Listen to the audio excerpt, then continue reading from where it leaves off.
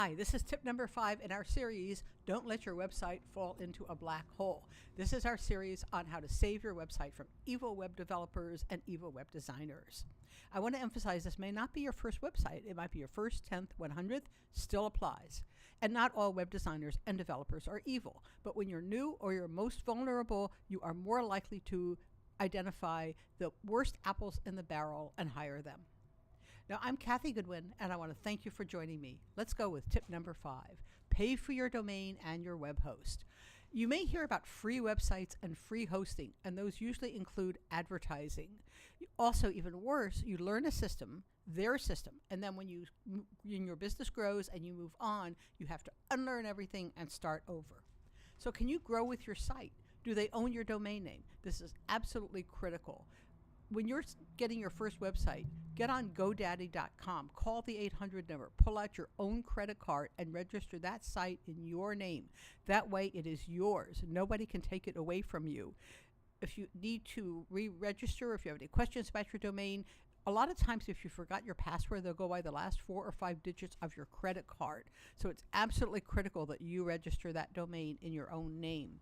If you do not do this, I have seen horror stories of people trying to rescue their own domain name. Companies go out of business, they forget to renew your domain, and then you have to buy your own domain back years later. Having someone buy your domain name is like having your real estate agent buy the house for you and register it in his name. And then when you need it, you just have to go and get it changed around. You'd never do that, so don't do it with this. Can you move the site to your own host? That's also critical. A lot of times these sites are so intricately configured that the only place you can host is on their site, and they lock you into a hosting contract, usually at a huge amount of money compared to what you could get otherwise. Can you transfer to WordPress? Ideally, you want a WordPress platform at some point. Sometimes it's very easy. If they don't give you a WordPress platform, you may end up paying a lot to move the site or to change it over. You don't usually have to pay a lot of money to do it, but it's certainly a lot of hassle, and there's no reason to go through it. Make sure you have software, you have a platform that many people are using, not just that company, so you can get service, you can get help when you need it. Most important, will your site show advertising? If you're a business, you don't want somebody else's ads on your site. Will you be promoting other sites? You certainly don't want to do that. We're going to look in just a moment at an example of how you might be inadvertently promoting someone else's site. And must you show your developer name? Must you show it in the body, or can you show it as a footnote? The rule of thumb is you should not be required to show anyone else's name on your site. You should have total control over the content. So a lot of times someone will say to me, I like what you did with my site. Would you like to use a footnote and put your information at the bottom? And sometimes I do and sometimes I don't. But you should not be required to promote your developer, your web host, or your theme developer. Here's an example of how you could be inadvertently promoting other people's sites, or certainly coming across as unprofessional. This is a blog I just chose at random. I know nothing about them, but if you notice, they're on something called blogger.com, and you can tell because this is their domain name, althouse.blogspot.com. The blogspot.com is a dead giveaway, and it really isn't part of the website because you're promoting Blogspot, not you. Now, you can get a redirect. You can buy a domain name and redirect it to this, but ultimately you will have this showing in the browser window. You can do it. There are ways around it, but it's really not worth bothering with. Notice what happens here when you get this arrow. I created this arrow to show you what happens when you click on Next Blog. So let's see what happens when you click on Next Blog. I did it for this site one day, and it went to this website, A View from Battleship Cove, observations and commentary from Fall River, Massachusetts, the We Try City.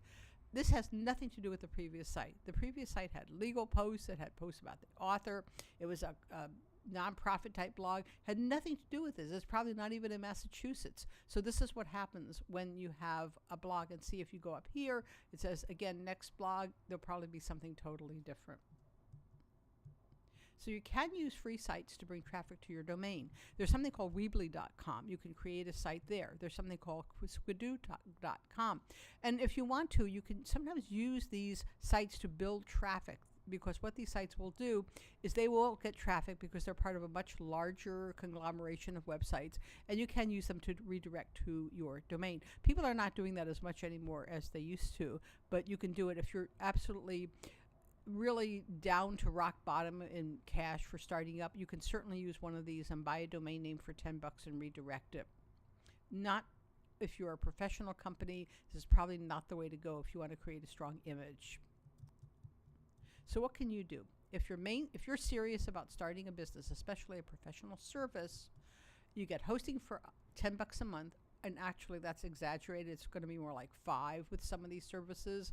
And your domain name is $10 for a year. So that means your first year total is going to be $130 and maybe even less. This assumes you use WordPress.org. I don't recommend WordPress.com. You want to host this on your site, so you want to go to WordPress.org.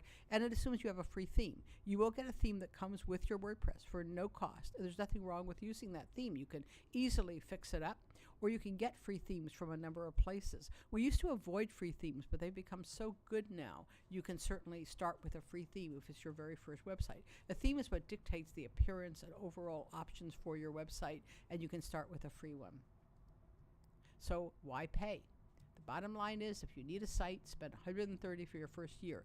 There will be a steeper learning curve in some cases, but you'll get a much bigger payoff. And even if you get help, it'll still come out way, way ahead.